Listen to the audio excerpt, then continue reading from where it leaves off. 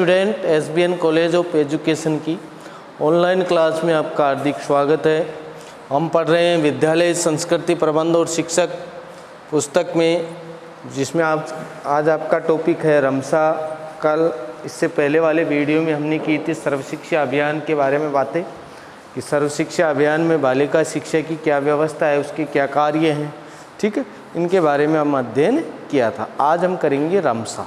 तो रमसा क्या है? रमसा है एक प्रकार का ऐसा कार्यक्रम, एक अभियान है जिनमें मुख्य उद्देश्य है कि 14 से 18 वर्ष के बालक बालिकाओं के लिए शिक्षा की क्या व्यवस्था है, शिक्षा के लिए किस प्रकार की व्यवस्था की गई। तो रमसा का मुख्य उद्देश्य है कि 14 से जो 18 वर्ष की आयु वर्ग के जो बच्चे हैं उनके लिए किस प्रकार की व्यवस्थाएं की गई हैं, किस प्रकार के कार्यक्रम रखे गए हैं। यही उद्देश्य है रमसा का कि 14 से 18 वर्ष के बालक बालिकाओं को शिक्षा के कार्यक्रम में किस प्रकार से भागीदार बनाया जाए, ये किस प्रकार से जोड़ा जाए। इन्हीं के बारे में हम अध्ययन करेंगे। उन्हीं की शिक्षा के बारे में ये किया गया है रमसा में, जो 14 से 18 वर्ष का की आयु वर्ग के बच्चे इसमें शामिल किए जाते हैं, ठीक है। उसके बाद है इनमें क्या है, तो पहला काम है निर्माण कार्य। रमसा में पहला है निर्माण कार्य। निर्माण कार्य जो भी विद्यालय महाविद्यालय हैं उनका निर्माण कार्य। उसके बाद आता है आवर्ती गतिविधि, यानी किस किस प्रकार के आवर्ती कार्यक्रम कैसे होते हैं। आवर्ती गतिविधि, आवर्तियों की कैसे गतिविधि होती है। इसके अलावा जो आते हैं वो आते हैं मरम्मत कार्य। मरम्मत कार्य,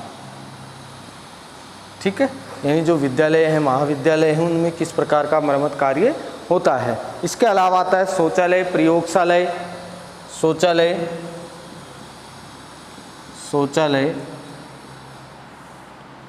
प्रयोगशालाएं,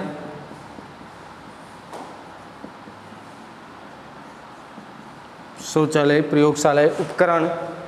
इसके अलावा आते हैं उपकरणों की मरम्मत। उपकरणों की मरम्मत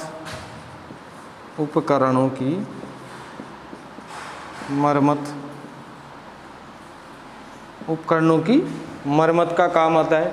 इसके अलावा आता है पुस्तक पत्र पत्रिकाएं। पुस्तक पत्र पत्रिकाएं, पुस्तक पत्र पत्रिकाएं। इसके अलावा आता है विद्युत एवं पानी खर्च। विद्युत एवं पानी खर्च, विद्युत एवं पेय खर्च, ठीक है। इसके अलावा आता है विद्यालय अनुदान, वार्षिक अनुदान,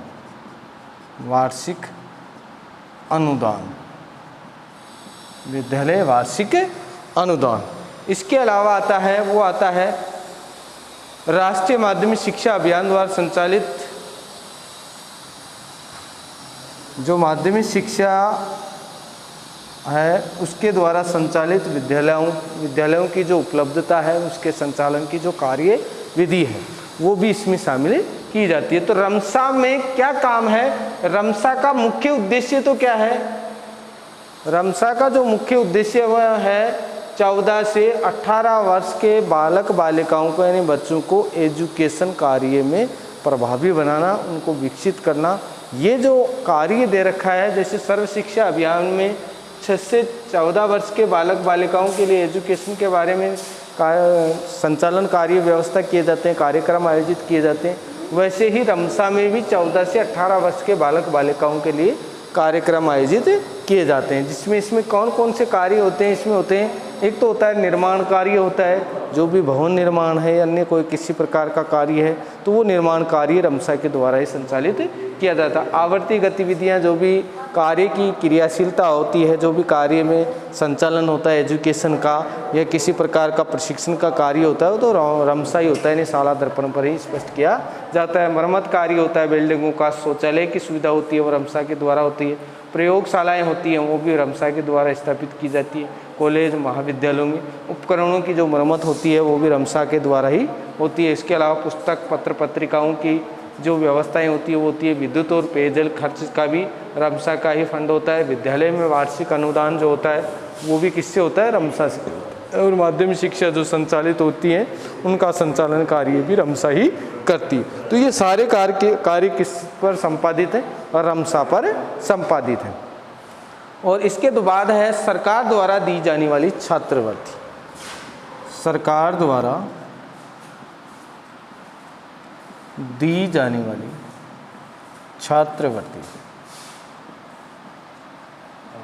सरकार द्वारा किस प्रकार की छात्रवृत्तियां दी जाती हैं? सरकार के द्वारा जो छात्रवृत्तियां दी जाती हैं वो छात्रवृत्तियां होती हैं जिसमें केवल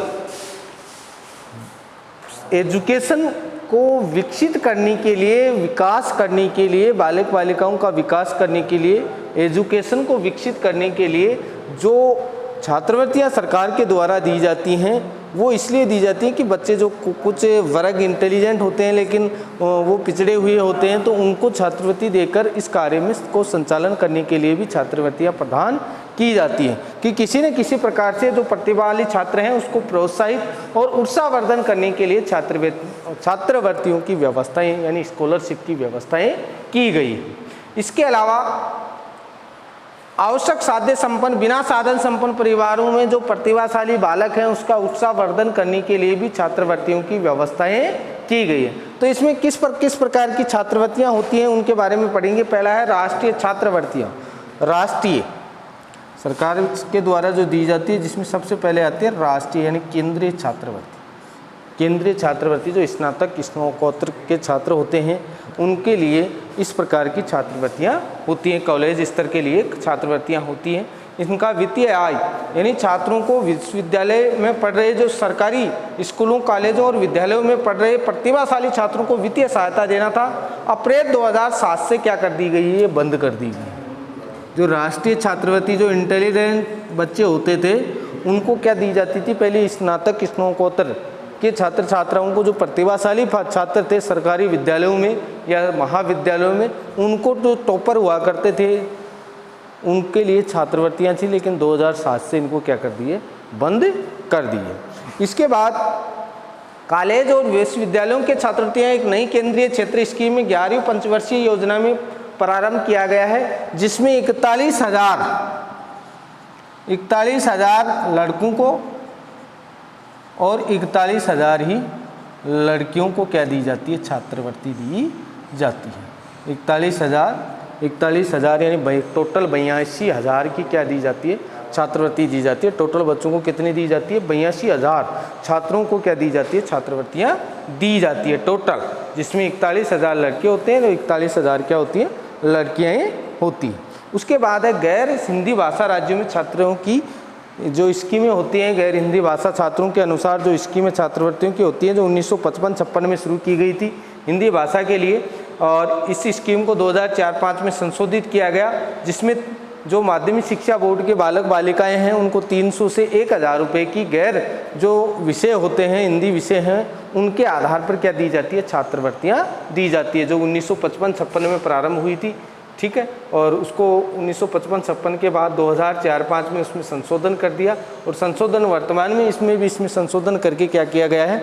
बालक बालिकाओं के जो माध्यमिक शिक्षा बोर्ड की एग्ज़ाम है, माध्यमिक शिक्षा बोर्ड के जो बालक बालिकाएं हैं उनमें जो उन शैक्षिक विषयों में, गैर शैक्षिक विषयों में जो इंटेलिजेंसी होती है उसमें छात्रों को दी जाती है 300 रुपये और 1,000 रुपये, यानी 300 रुपये से 1,000 रुपये की छात्रवृत्ति दी जाती है हिंदी भाषा व गैर हिंदी भाषा छात्रों को जो उसमें संचालित होती हैं और उनमें सबसे ज़्यादा उनका कार्य संचालन होता है।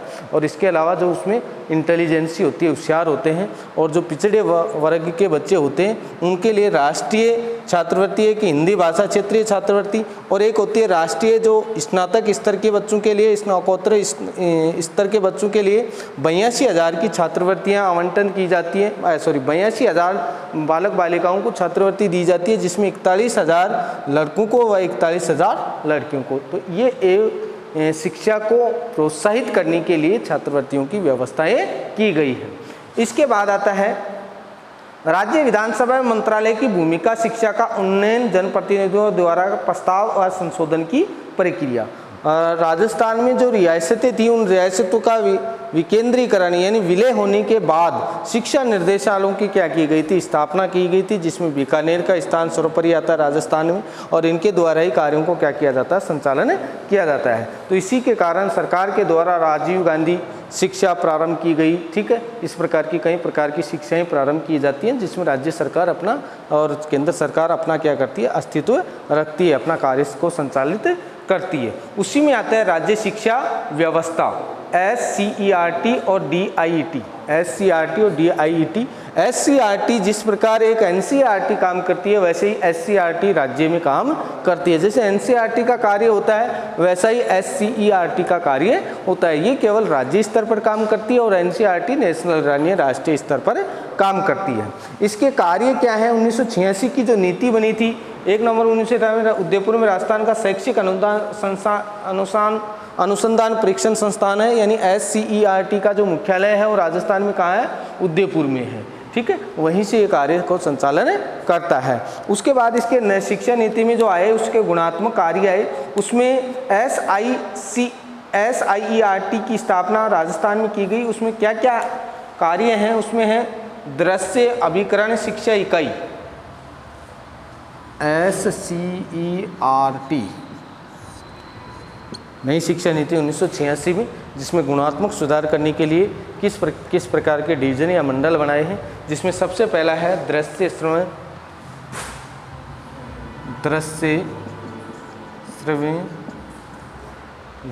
श्रव्य अभिकरण शिक्षा इकाई, अभिकरण शिक्षा इकाई। ये कहाँ स्थित है, अजमेर में।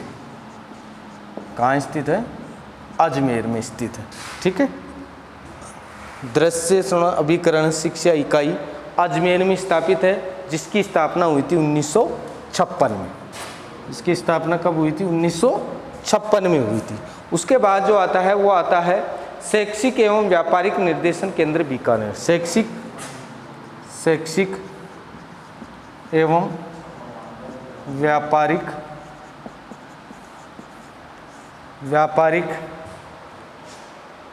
निर्देशक केंद्र, व्यावसायिक लिखो, व्यापारिक की जगह क्या है, व्यावसायिक निर्देशन केंद्र बीकानेर।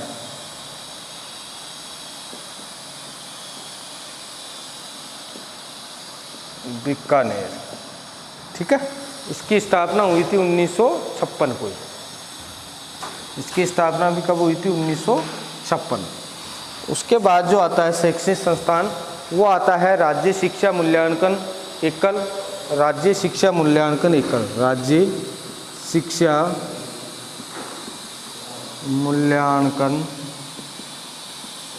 एकल। ये भी कहाँ है, बीकानेर में। इसकी स्थापना 1964 में हुई। इसकी स्थापना कब हुई थी, 1964 में।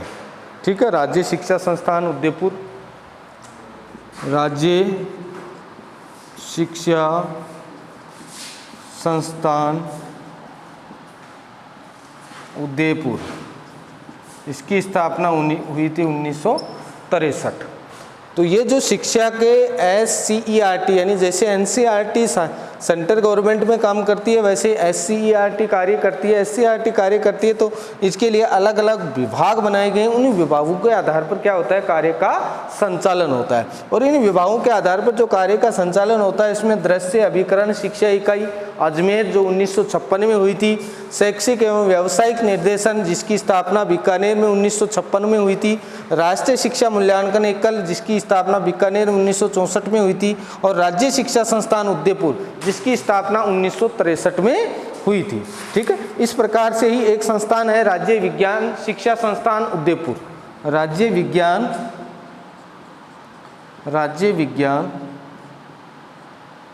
शिक्षा संस्थान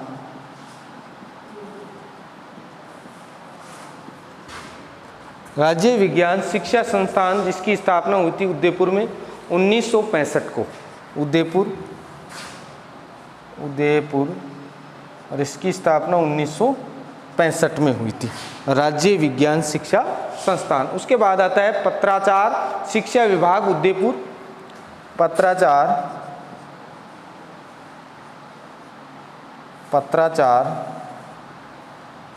शिक्षा संस्थान